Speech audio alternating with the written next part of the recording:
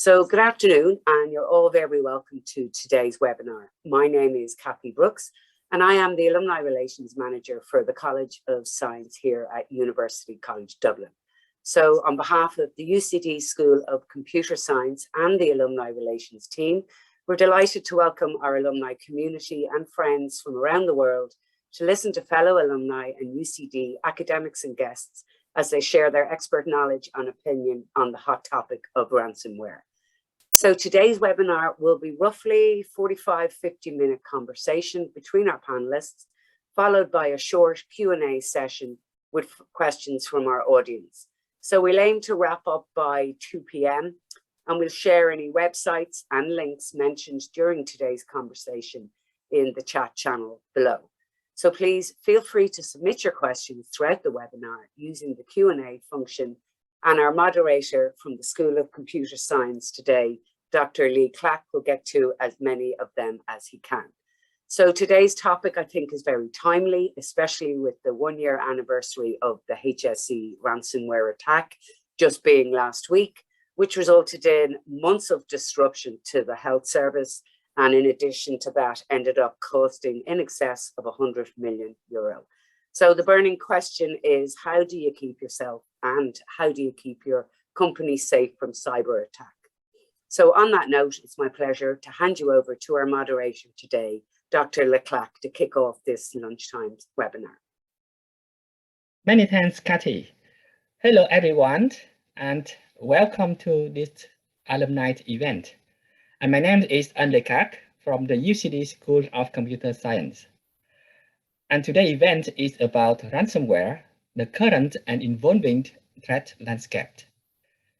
As you know, ransomware attack is not new. However, recently, there are many major attacks to the big companies, to the government facilities. And this attack caused significant damage to the systems. So this is why in this event today, we invite the academia and practitioner experts around the world to join us in discussion this matter. So we have Victoria Baldie from New Zealand, and she's a cybersecurity expert, and she also a team leader of the threat analysis in Australia and New Zealand for Darktrace. And we also have Mr. Robert McArdle, the director in Micros, and Prof is director of the Micro forward-looking threat research team. And finally, we have Professor Darren, and from the Pace University, New York. And Professor Darren is also the founder and the director of the Pace University Digital Forensic Research Lab. And so please join us to welcome Victoria, Robert, and Darren. So Victoria, Robert, and Darren, do you have anything to share to the audience? I wanted to say a very warm welcome to everyone from sunny, not so sunny New Zealand, currently at midnight, I think. So apologies if I'm a little bit slow off the mark, but happy to be here and thank you for inviting me. I'm probably in the same time zone as many people here at the moment, so joining from Ireland, but we're playing around, as you'll see in a second, with as many time zones as we can get in one call, but I hope to have something that will interest people as well. And how about yourself, Darren? Yep, great to be back here virtually from New York.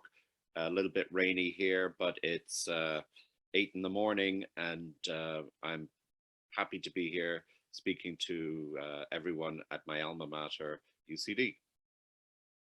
It's very interesting that we have the members from the east to the west with different time zones, isn't it? And so, Victoria, I think that the audience want to know, first of all, what is a ransomware and what is a ransomware attack? Great question.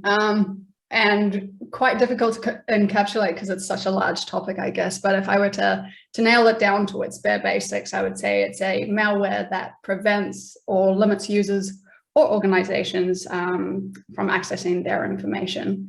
Now, that's typically until the ransom gets paid. Hopefully they'll get their stuff back, not always the case, as we know, but yeah, typically this will affect organizations, but it can, and it's not unusual for it to affect just individuals as well. But yeah, I think that's in a nutshell. So it's a bad day for anybody who's on the receiving end, let's put it that way. Yeah, not wrong. And you know, because as I mentioned, ransomware attacks is not new, but why it has made it a successful criminal business compared to other previous attacks today? Yeah, so I could jump in on that one, I think. So one thing I think that set it apart is if you look at cybercrime over the years, they've historically been based on theft, right? If you boil down whether they're stealing passwords or files or banking details or whatever, it's theft that they're doing, and then you sell that to somebody who would buy those details off you. And the key difference with ransomware is it's an actually entirely different crime, an entirely different business model that the criminals arrived on. And one of their things was, if you're a criminal and you get access to a network and you steal all their files, and now you're sitting on them and you're thinking, this is great, I've got all this data, what do I do with it? Who do I sell it to? And you're like, there's not many people that are unscrupulous enough around the world to buy all this stuff. So you're thinking, who can I actually sell this to? And the one person who is definitely willing to buy that data because they're interested in it is the company themselves. So what you're essentially doing is extortion, not theft, which is, different form of crime, but highly profitable in this case, because you're almost guaranteed to have an interested buyer. Now, whether they actually go through with paying the ransom is a different thing, but they're definitely at least interested in having a conversation. So I think that's one of the reasons that we've seen. There's some others as well, but maybe my colleagues want to jump in if anyone's any thoughts on that. If not, I can keep rabbiting on. No, I think you're right on the money with that. I think basically, malware has been evolving, and there's different threat actors out there. So there's people who do it for fun, and the early days, the Kevin Mitnicks who broke into networks for fun, and then we had the evolution of the hacktivist, supporting WikiLeaks and Julian Assange, and just being destructive or doing what are called doxing attacks and copying information for executives or senior officials in the Los Angeles Police Department, taking all their personal information and posting that online, kids' names, bank account information, and so on. And then you have those that are politically motivated, destructive in nature, like North Korea's attack on Sony, for example, which basically destroyed their computers and reduced people to their employees to pencil and paper. And then you have ransomware, again, as Bob mentioned, which is a business model. And we've seen this growing, not just with ransomware, but with other types of malware. So you can buy malware out there for $5,000 or $6,000. It's a business, so they will collect money for you, usually Bitcoin or another cryptocurrency. They'll give you a dashboard of how well your malware is doing out there, how many computers are infected. It will set you up with servers, so you don't even need to set up your own computers. They have cryptocurrency exchanges, so they will be able to facilitate, once you get your cryptocurrency in, they will change it to dollars or euros or whatever you want, gold even.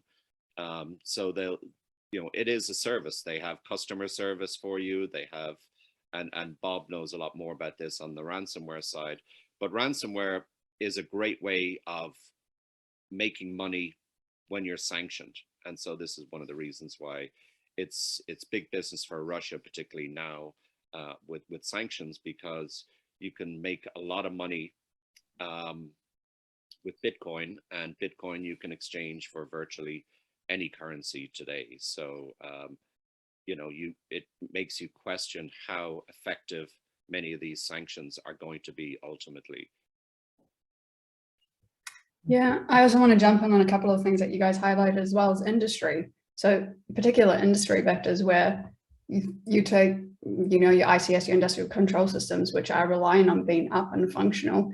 Not only now have you got pressure to pay ransom, but you've got downtime costs, you've got an extrapolation and a whole bunch of pressure coming your way. What do you do? And I actually just pivoting off what Victoria said. So a lot of people here listening in are probably in industries that are not, let's say, something like industrial control systems and those, and they might think in terms of the number one thing when it comes to security for those is protecting your data, right? Like, do not let the data get stolen. Whereas if you have a factory or kind of manufacturing type scenario, it's actually not so much the data being stolen, it's the uptime. Like, the factory cannot stop under any circumstances because every minute offline takes a fortune to get it all back up again and running. So part of ransomware or modern ransomware is actually we call double extortion ransomware. So it has both a data theft component where they're essentially saying, if you don't pay by a certain time, we will leak this data. And then they have the ransom component, which is all your machines are essentially non-functioning. You know, give us money and then they'll function again. And for something in the manufacturing industry, that second part is crippling because they cannot afford to be offline for any amount of time. It literally costs, they can normally make estimate per minute or per hour, certainly, of how much it is costing them to be offline. So you do see sometimes a higher proportion of attacks on manufacturing industry for that reason, because they're more likely to pay. Yeah, I just to add to that, I would say that, you know, many of these attacks today are targeted. So we have what are called advanced persistent threats, which are state-sponsored attacks, often from China, and they're developed to take intellectual property. And these ransomware attacks will often target industries that don't have the same cybersecurity capabilities that maybe a big bank like Chase or AIB or HSBC might have. And so, you know, there was an initiative a few years here in the United States to, you know, build up the cybersecurity defenses of critical infrastructure. And critical infrastructure can be financial sector, healthcare sector, energy sector. And as we saw with like Stuxnet, for example, which basically destroyed centrifuges at Natanz in Iran, part of their nuclear program, we know how destructive malware can be.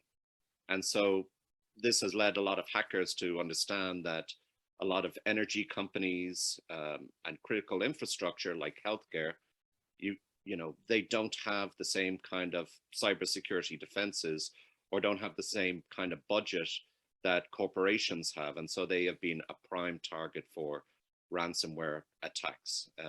Like, for example, Colonial Pipeline in the United States, which basically resulted in the distribution of petrol across the United States being interrupted and very, very long lines here. And if you want to think about how destructive this can be, think about a hospital in London that suffered a ransomware attack and a hospital that operated during the bombings of World War II was brought to its knees, you know, and operations currently in process just ended. People on their way to surgery were turned back. This is how crippling ransomware can be. Yeah. I've Very got one good. more. Sorry.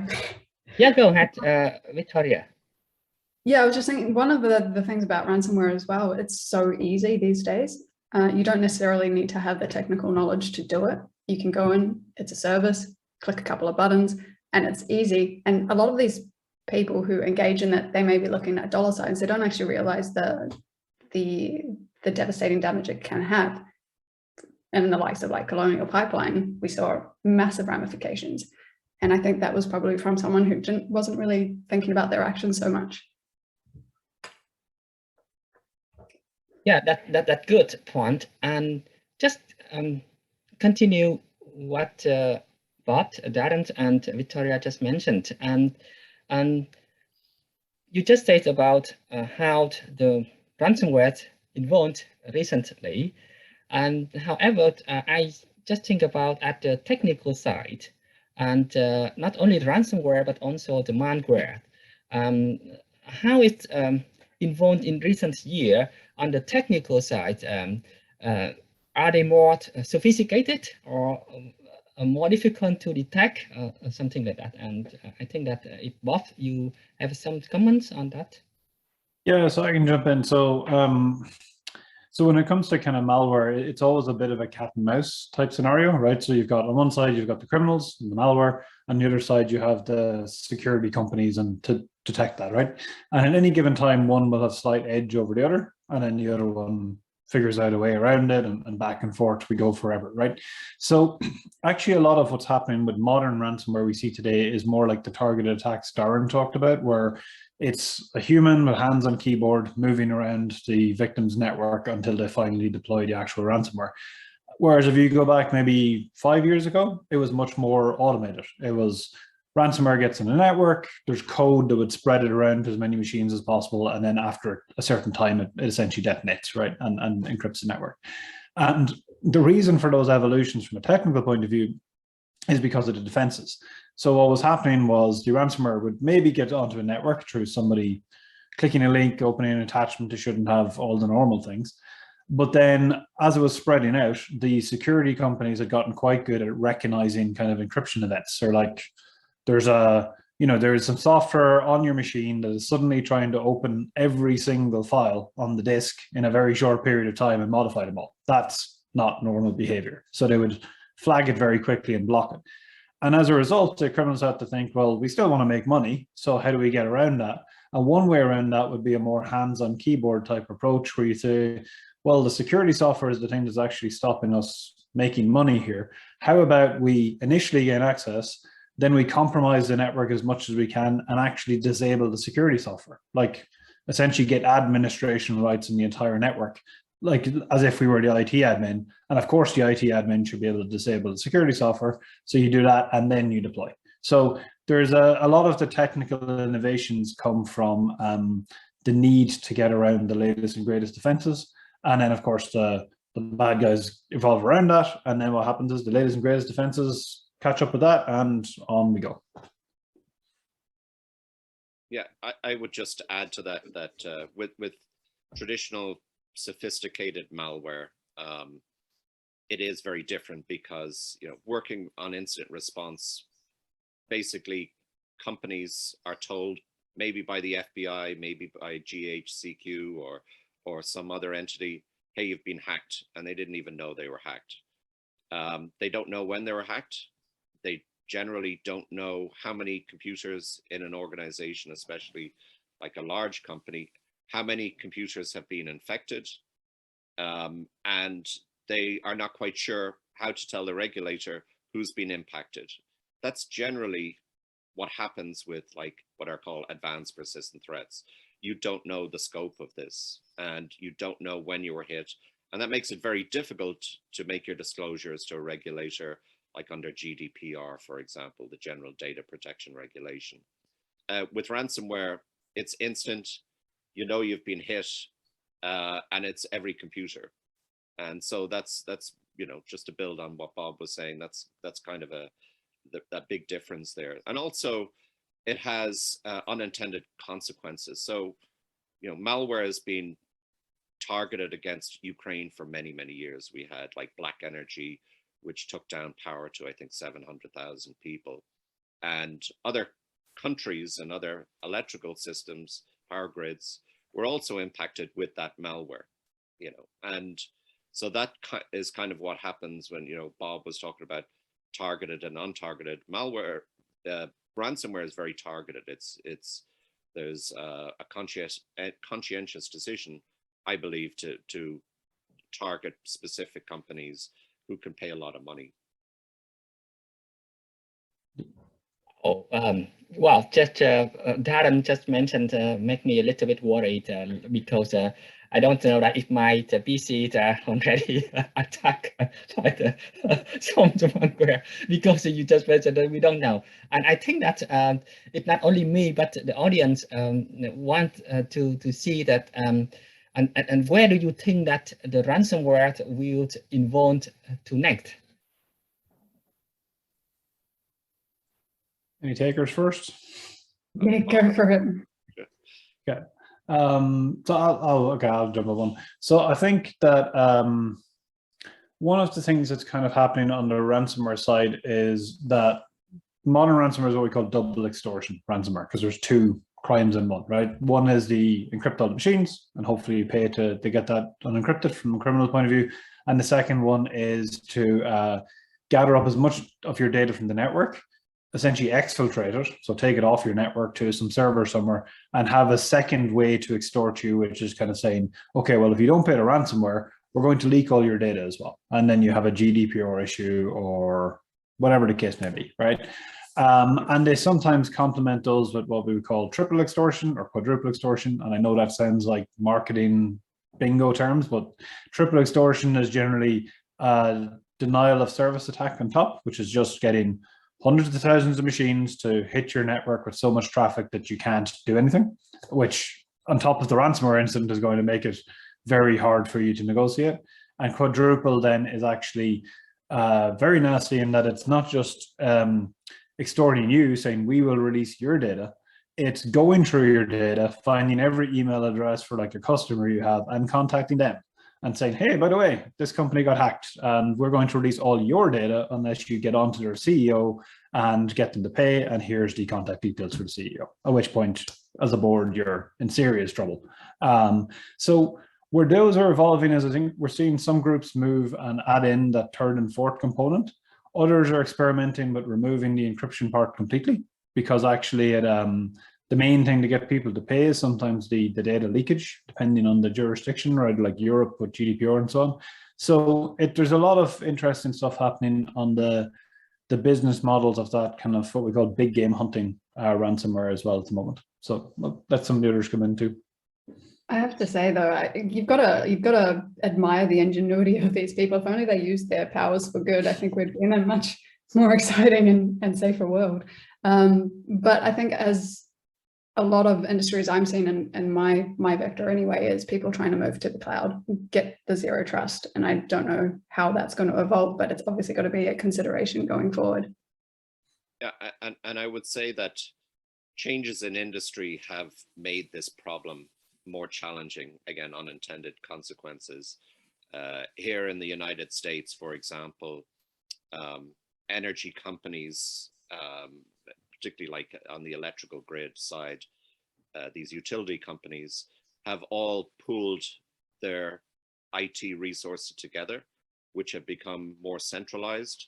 So rather than each electrical grid, running their own IT operations, they've centralized all their operations. They've kind of created co-ops, and this means that malware has further to spread. And it's the same in the healthcare system here in the United States, and maybe you guys could give a different perspective, but healthcare companies have become enormous here. So smaller physicians and practices and smaller hospitals have been gobbled up by bigger companies. And also legislation over here mandates that all patient records have to be electronic. So nothing can be on paper, which just means that it's going to exacerbate the problem if there's a malware attack, because again, the malware has further to travel now in these bigger healthcare systems over here. I think to just pivot on those two, and Victoria mentioned zero trust, right, as a model for dealing with some of this stuff. And I think that is a direction that a lot of solutions are kind of going to, and even companies are going to, that are kind of mature enough to do it. And for the audience, if you don't know, essentially the idea of zero trust, very simplified, is you don't trust any machine automatically that's connected to your network. They all have to essentially prove to you regularly that they are clean and non-infected and not behaving in a weird way, right? So that's essentially what it is. And that kind of stems a bit from, in today's modern world, like, I think a lot of my colleagues here are connecting from home, right? We work from home. We don't work from an office where the network is completely controlled by IT and so on. So that's kind of necessitated this, but it also helps for that kind of ransomware scenario we talked about, which is, you know, you can look at things like, let's say somebody in finance's machine was the original place that the ransomware got onto the network. If that machine is for the first time ever connecting to 100 machines around the network, and up to this point it has never done that, then that should be highly suspicious, right? And in a kind of zero trust model, you essentially treat, it's kind of weird, but you treat all the machines and your employees as very, very suspicious individuals that you don't trust. You might trust the humans behind the keyboard, but the machine itself you treat as nope. And then you can spot some of those trends that you wouldn't in a more trusting environment, right? So that can help. Yeah, and also I would say that a lot of, in general, malware attacks, you know, these guys, these hackers, they will pick certain dates. So for example, you know, the 4th of July, Independence Day is a big holiday in America, and people will take the day before off and the day after, and these guys know that there's fewer people in the office, there's fewer people, you know, in the late afternoon on their just about to go home. If they see their system running a little bit slower, they're probably not going to do anything about it or call anybody. Somebody else will notice that, or the network's just running slow. And so over here in the United States anyway, we've seen that they pick their dates when they know that there's fewer people around. The summertime is prime time for these attacks, close to the weekend, when people are a little less vigilant. Yep. And just come out that, and that's actually where a lot of that like anomaly detection or zero trust can come in, right? Because you kind of observe general behaviors of your users, not in a creepy monitoring everything they're doing type of way, but just even like hours of the day they act, right? So if, for example, you know, there was a surge of activity on my machine, Bob McArdle's machine, at 2 o'clock in the morning, right, on a Friday night or something, like IT, you know, a human could look at that and say, well, it's highly unusual that they're working this busy between 2 and 3 in the morning. We have a hard enough time to get them to work between 9 and 5. So it's, you know, it's unlikely. But a machine certainly could learn those patterns of life of employees and kind of go, there's something suspicious going on here, right? And it might be that maybe I was on the other side of the world, you know, so in my time zone, it makes sense because I had to travel or something, but at least you flag those events and respond to them. So there is some good technologies here. One of the questions in the chat we can come to later on about deception technologies as well. So that type of thing. And so you just mentioned about the effect of the ransomware something. And but what is the really impact of ransomware in terms of the finance? I mean how much money lost? Do you have any figure of that you can share?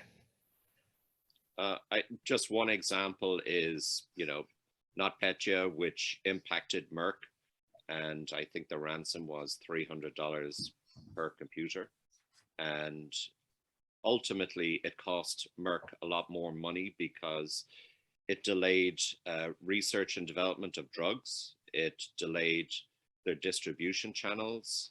It obviously delayed general productivity for their employees, and according to a Bloomberg report, cost the company about $1.4 billion.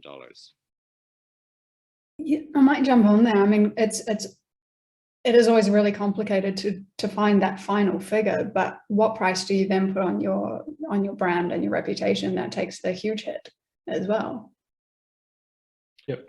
And the other thing as well is, yeah, just jumping on that is that you know, the cost associated with bringing back these systems is just extraordinary, and it is hard to quantify. Yeah, you've got that loss of reputation as well, which is, you know. Oh, I know I was going to mention about insurance. So cyber insurance has been the big thing for many years. Should companies get it? Yes, everybody should get it. And now a lot of companies are being found uninsurable. And this is kind of a new wave, is that there's a lot of insurance companies who were very willing to give insurance to companies, and because of the increase in cyber attacks like ransomware, there's an unwillingness to insure certain companies. And I think just on that, in terms of the losses, it can be quite difficult for companies to understand how much it would cost them in those scenarios, and there will always be things that they forgot to factor in, right, that they didn't think of. Like the obvious one might be it is X number of dollars per machine for the ransom and it's going to cost that much. But what happens in reality is all those machines are now offline. If you as a victim paid the ransom and got the decryption tool, which we would generally heavily advise against doing, because you're paying criminals, they're not notoriously good at keeping the word and clues in the word, right, criminal. But even if you did, you're going to end up having to kind of rebuild all those machines anyhow, because you probably are not sure where the attacker got in from. So you're going to want to patch everything and bring everything up in security levels. And when you start doing that, there's a whole bunch of secondary effects in companies. So, you roll out patches to all your machines for the way you thought things got in. Then you find out that piece of software that like the IT department or support or something uses no longer works because it doesn't work with that patch level. And now there's a whole extra layer of like complexities and costs and everything associated with it. So you're kind of essentially taking your company, essentially turning everything off, turning it all back on again, and trying to bring it up to date all at the same time and hoping that nothing goes spectacularly wrong when you do that, which it invariably will. So it can be very, very expensive. And then 6 months later, it's not unheard of for them to stay in the network and then reactivate again once they know that you will pay. So, and we've actually seen examples of exactly that, where the criminals, bizarrely, they try to keep their word, right, for what that means. So if Group A hacks your network and they say, okay, we would, you pay us the ransom, we will go away, essentially, and they generally do. You're probably not going to get hit by that exact ransomware name again, but it is definitely, we've seen cases of other groups hitting the same victim 5-6 months later, or even less, 3 months later in some cases. And it's not 100% clear, is it a case that the first ransomware group basically took all the money that they got, if they got paid, and essentially turned around to one of their friendly groups and went, here's somebody who's willing to pay, here's how we got in, they still haven't fixed it, have fun, right? Or is it that because of the leak sites that these ransomware do, where they publish the victims as they're hit, that acts as a kind of shopping list for the next groups to go through and say, well, they got in, so we probably can get in too. And then it puts the target on your head. Yeah, and I think I think Merck ended up in litigation for many, many years over their cyber insurance and what they should be reimbursed for. And that was a lengthy process for them as well. And also talking about the intangibles. Now, this wasn't ransomware, but when Sony got attacked and 2 films, Annie and The Interview, were leaked online, those were kind of lost revenue for Sony. How can you predict what those films would have made had they been released and that malware attack hadn't happened? And so that's the same kind of idea with ransomware. There's many intangibles that you just can't put a price on. And so so far, we can see how the ransomware damage the society, company, and not only that, but also the government departments and reputation and so on. So I think that now,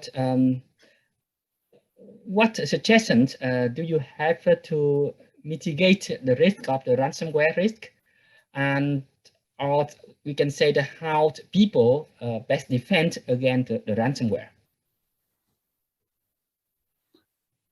You want to go first? Yeah.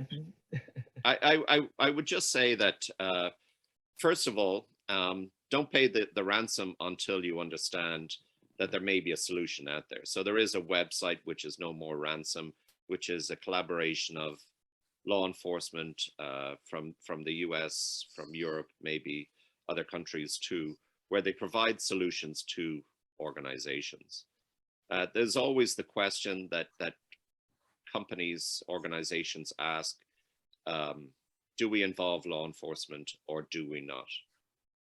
There can be a good argument for involving law enforcement. So when you look at, Colonial Pipeline, for example, they did involve the FBI and they did get some of their money back. And so, you know, that while they did lose millions, they could have lost a lot more money in the long run. Companies, they generally need to be aware of patching, which means installing software updates, which can be vulnerable to ransomware and attacks. For general malware, it's an expensive tool.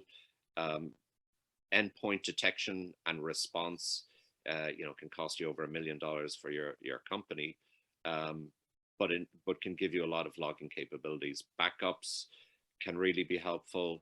I've heard of one solution where I was at a presentation. I haven't seen this in action, but basically they were talking about setting up canary files. So ransomware apparently encrypts files alphabetically. And so if you have, you know, files beginning with A, and so on, they can trigger an alert and let you know that your files are being encrypted by ransomware and malware. Bob may know something about that. I haven't seen it in action, but I've heard about that. Air-gapped computers. So a lot of ransomware today is more sophisticated in that it can check for backups and encrypt your backups. So backups isn't a cure-all, but air-gapped computers that aren't connected to the internet and aren't connected to the general network, but are separate and have sensitive information on them. They've been used in government for many years. You know, having your most sensitive information and your so-called crown jewels, your intellectual property, on some of these air-gapped computers may also benefit you. And also generally threat intelligence.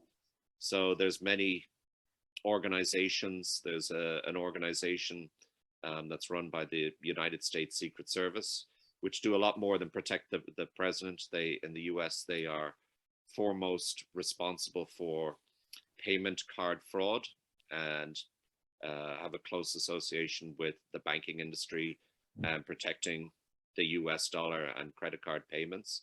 They have the CFTF. There's EC3, which deals with a lot of cybercrime. They're out of Europol. There's CISA, which is a government agency which is focused on the protection of government agencies, but also sharing information with corporations, because in the United States, corporations, not just the government, are seen as critical infrastructure and part of national security. And then there are information sharing assistance centers. So for example, there may be an equivalent in Europe, and maybe Bob can talk about this, but you have like financial services information sharing system, and those companies, even though they compete with one another, they share threat intelligence about ransomware and other kinds of malware that they're seeing impacting their industries right now. And so there's some of the organizations that frequently release bulletins to companies and government agencies about current threats and current ransomware. I'll jump in on some of the protection stuff, and I'll try to fold in some of the questions that have been coming in here as well at the same time. So there's people, when they look at defending against ransomware, they often try to think of individual like silver bullet type solutions, right, that maybe work well for ransomware but don't work well for other things. So like if you've got something that detects encryption, right, happening, obviously that will work well against ransomware, for an example, right? But there's also like individual, and there's other individual small solutions, like somebody mentioned deception technology, right, in the questions. And deception technology is essentially like having a fake network or some fake computers where if they get infected, you know, there's no legitimate reason for any activity to happen in those machines. And if they do get infected, you can hopefully observe the attacker move around that fake network for a while to figure out what they're going to do before they make their way into the real one, right? That's what deception technology does. And it helps a bit, but all of those, it depends on the company and organization you have. So like if you were a 10 to 100 person company, probably things like deception technology is overkill, right, for that kind of thing. But the number one thing that helps over anything else is visibility. So you have to be able to, you cannot defend what you can't see, essentially. So some people make the mistake that they buy, you know, this great, lovely technology over here from one place and this other one from another one, another from another one. And they might all be like the leaders at what they do, like blocking web and files and deception technology or whatever. And then there's this massive gap between the three because none of them talk to each other, right? So you have no idea what's really happening on the network. Whereas what you want to have is everything pouring into one central place that has visibility over all of that. So at a glance, your IT person can look and go, this is what's happening on my network right now. And where that's really nice is in terms of somebody asked about where can this evolve to next, like what's the kind of research future of this is, if you've got all that data coming to one place, you can do some of that anomaly detection we talked about, that like, what does a normal user in this department do on a daily basis? What does a normal user in that other department do on a daily basis? Again, not in the creepy, like, what were they typing into their browser type of way, but more in how they behave, times of day, apps that they tend to have open, all that kind of stuff, because we're creatures of habit, right? If you do a job, you tend to have a way you do it. And then you can model and look for those strange behaviors. So separate entirely to, you know, do we have a detection for that malware file? So there is something really strange happening on this machine. Oh, and now it's happening on this one too, and a third one. Okay, somebody like red alarm goes off type thing. But it all comes down to visibility. If you can't see it, then you cannot protect against it. So central visibility over any security solutions you have is key. I have to jump in on here because you're talking in my wheelhouse. We're talking about the silver bullets before, so I think it's worth talking about anomaly detection as well, which is the sphere I work in at currently. We have to acknowledge that ransomware is a machine speed attack, right? It's not generally physically possible for a human to defend against it. So we need to have a conversation about artificial intelligence and autonomous response. And that comes on the back of anomaly detection and having that visibility. So something in the quiver to definitely have a think about.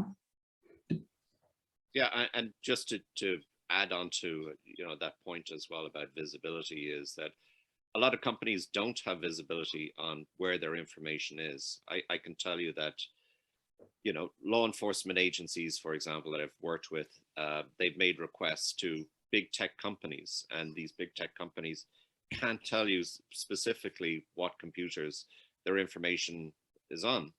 I've talked to people like at accounting firms who they do a lot of digital forensics, and they're getting requests to answer SEC, Securities and Exchange Commission, notices to find information, and they need help to find that information because, you know, they have a request to examine 250,000 computers. And so, yeah, I definitely think that, you know, when you talk about anomalies, you know, artificial intelligence, machine learning becomes really, really important in this sphere of detecting malware and ransomware. And companies don't always have that visibility because they just have so many computers around the world, and because they're using so many cloud service providers as well.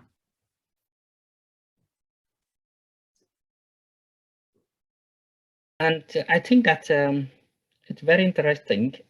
And now if we look at the education and training, because, you know, it's very important that, I mean, the employees and even the users have enough knowledge about the ransomware attack. And so in your opinion, what is the skill set we need in terms of the training our people, and what missing today in our training, for example? I would just say very briefly in general, there's a lot of kind of cybersecurity training that people take once a year or every 6 months. And it's kind of very general, and it often doesn't talk enough about ransomware, or doesn't talk about what you need to do as you're, you know, even though you work in accounting, you are supposed to be a security professional as well. If you see something, say something, right? And don't just assume that somebody else is taking care of the problem. And it's kind of like the accident that you see at the side of the road. Somebody else probably rang 999 and told somebody. That's not always the case, you know. And I think a lot of this cybersecurity training is developed by companies that are developing it for thousands of different companies and not for your sector, your industry. They don't know a lot about your company, but also they are not evolving that training fast enough to keep pace with the evolving threats that we're seeing. I think in some senses, it's actually unfair to expect a user to not fall for some of the things when you're looking at phishing emails where somebody's maybe compromised, got into the network and is using a legitimate email and sending templates that the business usually sends. It's incredibly difficult and a huge ask to ask a person who's in payroll, who's not necessarily cybersecurity minded, to not fall for something like that. So whilst education is important, these guys are incredibly good at their game. Yeah, and it's equivalent, and it's equivalent to asking somebody to go out onto a football pitch with pick your favorite footballer or any sport, right? A professional at what they do, football, rugby, whatever. And you're a normal person off the street, and it's like, go out and take that person on, and you have to win. You're not going to win. You have no hope, right? So, and then you're going up against a professional criminal in those cases. But I think in terms of the training, on the other side of training, the training for people who want to get into this industry, into cybersecurity, and learn to be the defenders, right? More so than, user awareness. We're lucky that there's some excellent courses out there on this type of thing. Not just because I lecture for UCD, but there genuinely is. And UCD have some of the best courses that you can take on the security area. And then within Ireland, at least itself, we're very lucky that a lot of the major technical companies are headquartered in Ireland, or at least they have a major European headquarters of some description, right? So Google's, Facebook's, LinkedIn, Twitter, everybody. And they all have security teams. So there's a very good opportunity for you on the tail end of the course as well when you come out the other side. And the two key things I would say people need is, one, having a security course that gives you that nice structure and well taught out fundamental learnings you're going to need to have is critical, right? And of course, individual pieces need to be updated daily, but there's some fundamental skills to get through. And the other part is curiosity, because this is not an industry where you come out the other side and you're like, I now know how to fix the thing, right? And the thing doesn't change for the next 20 years. The thing's out of date by the time you graduate. So you need to constantly be reading every day, but not in a, oh my God, I have to keep up to date, in a, this is awesome. Like, this world just is awesome. And if you get that, if you've got that like natural curiosity, or you're the type of person who feels that having 100 RSS feeds sounds like a fun day, then this industry is 100% for you. Absolutely. I cannot stress that enough. On both points, I am a graduate from UCD myself. It changed my life. Loved the course. Can't say enough good things about it. And a hats off to Bob as well, because he taught me. So, but in terms of that curiosity, when I'm hiring staff at the moment, I'm looking for their hunger. How hungry are you? Because I know if you are hungry, you are going to continually learn and learn off your own back, and then research and then delve in. So I can, as an analyst, I need that hunger. If you don't have that, if you're just happy with your 2-year course that you did a while ago, it doesn't really appeal to me. Great points, both of you. And I would just say as well that companies are doing these fire drills. So if we are affected by ransomware, let's have, somebody from public relations, let's have somebody from risk, let's have compliance, let's have our legal team. And they are, planning out where they're going to get their Bitcoin from, or what they're going to do, planning out what a press release would look like. And so they are running these types of exercises, in preparation for if they get hit by a ransomware attack. Because Bob just mentioned about the island, and there's an interesting question from the Khac, Murray, and so the question is, how is Ireland positioned regards to cybersecurity? And do you have any comments on this, Bob? Yeah, I'll jump, since the other two are on other sides of the planet. So I think we're in actually a really good place in that because all those major technology companies are here, and Ireland have quite a few technology related courses, which is feeding into these companies, so they're kind of staying. We do have some major hubs of kind of cybersecurity in Ireland, and it's not just one. There's Dublin, obviously being the capital, but around Cork in particular as well. There's a lot of cybersecurity companies down there, and we've got a lot more like homegrown cybersecurity companies coming through as well, not just the multinationals. So there's definitely a very good career in Ireland in cybersecurity. And the nice thing about those is a lot of those companies being multinational, if you're at the point in your life where you're willing to move around the world and take other opportunities, there's normally a chance to move around internally, if you like, but start your career through Ireland. So I think it's a very good place to be. Being on the hiring side as well, from time to time, it is not easy to find good talent, for the simple reason that the good talent have no problem getting a job wherever they like at the moment. So it's not that they're not there, it's that they are there and they're already sitting in a job they like. So it's a good position to be in if you are skilled and passionate, like Victoria was saying, in cybersecurity at the moment. And another interesting question from the own, and he asked from the law enforcement stance, and how would you start to investigate an incident and in which a company has been subjected to a ransomware and paid for the ransom?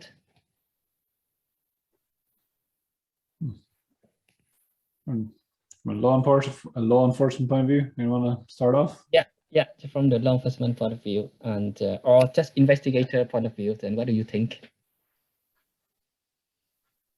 It's a big topic, a big question. I think it would really depend on the tools that you had available to you. And in order to launch an investigation, you need to have a set of tools that you can start with. So it's a really ambiguous answer, sorry, but yeah, maybe one of the other two can be a bit more specific.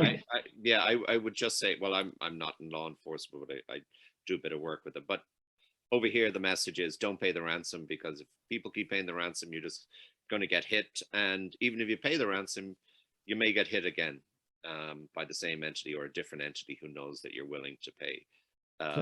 But at the same time, government agencies in the United States are paying the ransom when there isn't a solution out there.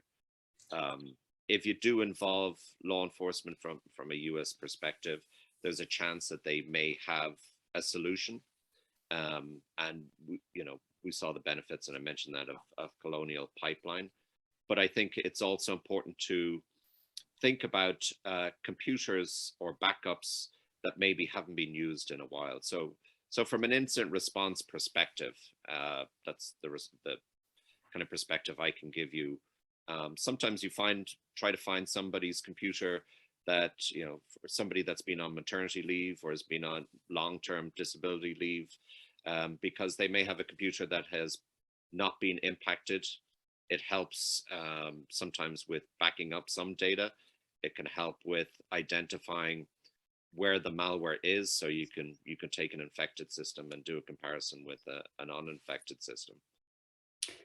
I might just jump in as well here, and just, again, it's a little bit ambiguous, but from a law enforcement perspective, I know from my prior life that you're focused on where's the attribution, who's responsible for this.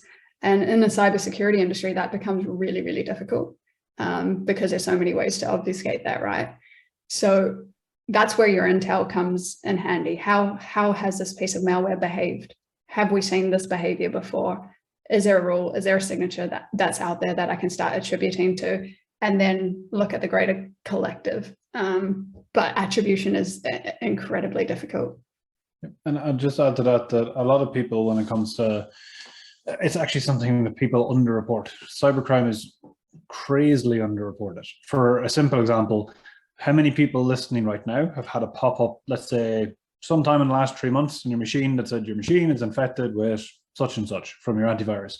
And did you take that and did you walk down to your local law enforcement, police, Garda, FBI, whoever it was, and say, look, I was a victim of a crime? Nobody does, ever, right? Unless it's something massive like ransomware. But that was a crime. Somebody accessed your machine without your permission and so on. And the problem with us not reporting these in some way, shape, or form is a lot of the resources for law enforcement like come from the level of that particular crime versus drugs, murder, etc., right? But the other reason is if you report on something like ransomware, don't assume that the law enforcement will immediately go out and find the person the next day. It's not going to happen. But law enforcement collaborate together. So if it's you're a victim in Ireland, the Irish Garda would reach out with Europol, FBI, Interpol, all their partner agencies around the world and say, right, we have another case for ransomware X, whatever that is, and it will add to a global initiative to try to stop this group. And at some stage, one of those people will be identified. They might take a flight to the country that they thought wasn't on an extradition treaty, but was, and hopefully they get picked up. And it was your case will be one of the parts that influence the damages against them, maybe the evidence that was needed to get them, the actual sentencing they get. It might take a while, but every bit helps. So that's critical. Absolutely. And Prof, you just, and not only Prof, but on the panel just mentioned about paying the ransom or something. And there's an interesting question. And is there much of a history of the ransom being bad and the decryption key being withheld? And thank Jim for this interesting question. And do you have any comment?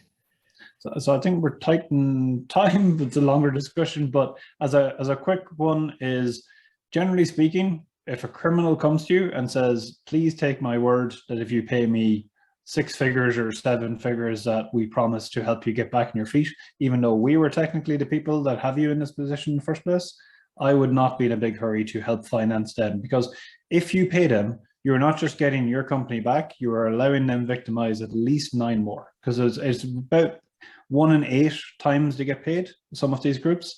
So the people who pay are actually helping re-victimize the next 6 or 7. Thanks, Prof. And another question from our audience. I think we're Kathy is back on. I think we might go one more question, okay, if that's okay, and then we look to wrap it up. Yeah, I think that's one more question from do Trend Micro report the grant, and if their software found malware on a client device? As a specific one, no, we don't. It's not part of the agreement. I don't think any antivirus directly reports to law enforcement like that, because it's a customer decision, is the quick answer. And thank you very much, the panel, and so for your knowledge and for your discussion.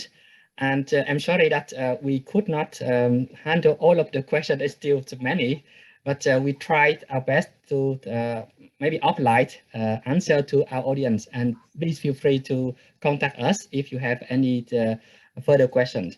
And so I'm back to Kathy for final closing remarks. That's great. Thanks a million there, Anne. And just to echo what you said, a huge thank you to our panelists today. Anne dialing in from Dublin, Robert, who I believe is down in Cork, and we have Darren over in the East Coast in New York. And a special thanks has to go to Victoria all the way from Auckland in New Zealand. So I think it's already Friday morning there for you, Victoria. So a huge thank you. And just before we wrap up, I'd like to let all of our listeners here today know about a new master's program that we have here in UCD in the School of Computer Science in cybersecurity, and it's aimed at IT professionals. It starts in September 22, and it's a 2-year part-time basis master's in a blended format. So any applications, our applications are currently open, and the link to learn more about this master's program is in the box below. So on that note, I'll say thanks once again to everyone, and we look forward to welcoming you to our next webinar. Thanks a million, everyone. Take care.